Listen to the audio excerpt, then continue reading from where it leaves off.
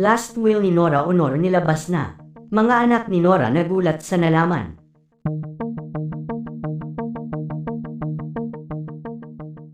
Isang makasaysayang tagpo ang nasaksihan sa ikalawang gabi ng limay ng yumaong superstar na si Nora Honor, kung saan makikitang nakatupi at nakapatong sa ibabaw ng kanyang labi ang watawat ng Pilipinas, isang simbolikong pagkilala sa kanyang di matatawarang ambag sa sining at kulturang Pilipino. Matatanda ang pumanaw na ang veteranang aktres na si Nora Honor sa edad na 71 years old. Isang napakalungkot na balita ang gumulantang sa buong bansa sa pagpanaw ng tinaguriang superstar ng Philippine cinema.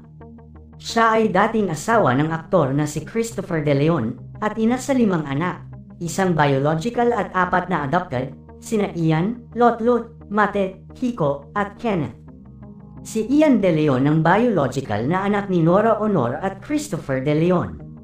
Samantala usap-usapan ngayon ng umano ay agarang paglalabas ng abogado ni Nora Honor sa last will ni Nora para sa kanyang mga anak. Maraming negosyo at ari-arian na naipundar si Nora sa kasagsagan ng kanyang karera.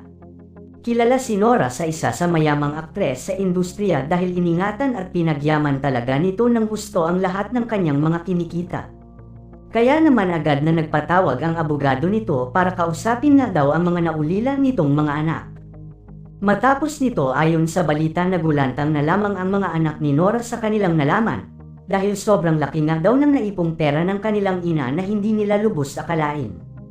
Ngunit tila may hindi pagkakaunawaan nga daw ngayon sa pagitan ng mga anak ni Nora matapos na malaman ng mga ito ang nakasaad sa last will ng kanilang ina. Umalma nga daw si Ian sa nilalaman ng last will dahil ayon sa balita tila pantay-pantay ang makukuhang mana ng mga anak ni Nora biological man o adopted. Tila hindi nga daw matanggap ni Ian ang ginawang ito ng kanilang ina dahil ayon dito siya umano ang higit na mas may karapatan. Ayon pa sa source pinapaayos na daw ni Ian ang kanyang appeal sa last will ng kanyang yumaong ina dahil hindi nga daw ito papayag sa nakasaad sa last will and testament ng kanyang inang si Nora Honor.